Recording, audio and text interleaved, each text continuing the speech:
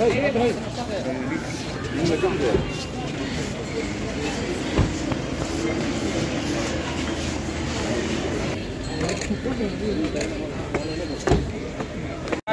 பண்ண முன்ன போகாத ஏய் யார் பாத்தா என்ன என்ன இதத்தான்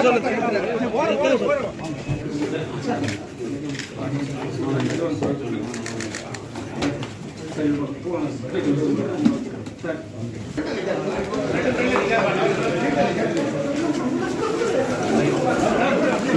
இந்த ஆண்டிற்கான நிதிநிலை அறிக்கை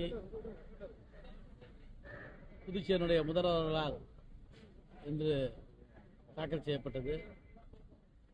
புதிய வருமானம் எதுவும் இல்லாமல், மத்திய அரசினுடைய கொடையும் புதிதாக எதுவும் இல்லாமல் இந்த பட்ஜெட்டை தாக்கல் செய்திருக்கிறார்கள். இந்த பட்ஜெட்டில் நிறைய தேர்தல் அறிவிப்புகளை வெளியிட்டிருக்கிறார்கள். கடந்த முறை சொன்ன எதையும் செய்யாமல் பல்வேறு திட்டங்கள், அறிவித்த திட்டங்கள் எல்லாம் கிடப்பில் இருக்கின்ற சூழ்நிலையில் மணக்க இந்த பட்ஜெட்டை வாசித்திருக்கிறார். ஆனால் எல்லாம் வெறும் காகித பூவாக இருக்கிறது.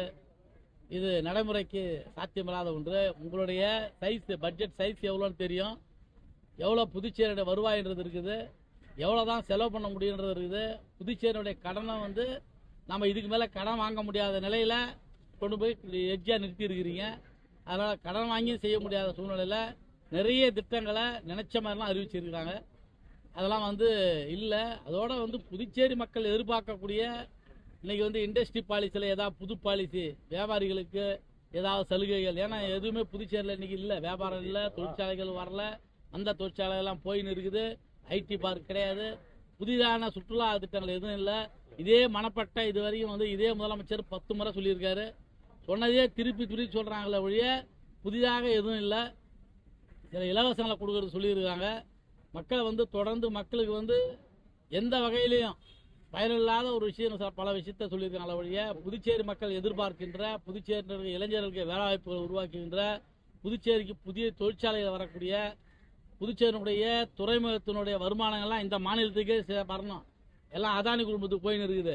புதுச்சேரி எலக்ட்ரிசிட்டி தனியார் மயமாக்கணும்னு சொல்லலை, புதுச்சேரியினுடைய மாநில அந்தஸ்து கிடைக்குன்னு சொல்லலை, புதுச்சேரியில் வேலை எழுந்திருக்கின்ற அத்தனை பேருக்கு நாங்கள் வேலை தரேன்னு சொல்லலை. ஆனால் அந்த சிக்கான அந்த யூனிட்டுக்கெல்லாம் அங்கே இருக்கிற பாக்கி தரேன்னு சொல்கிறாங்க.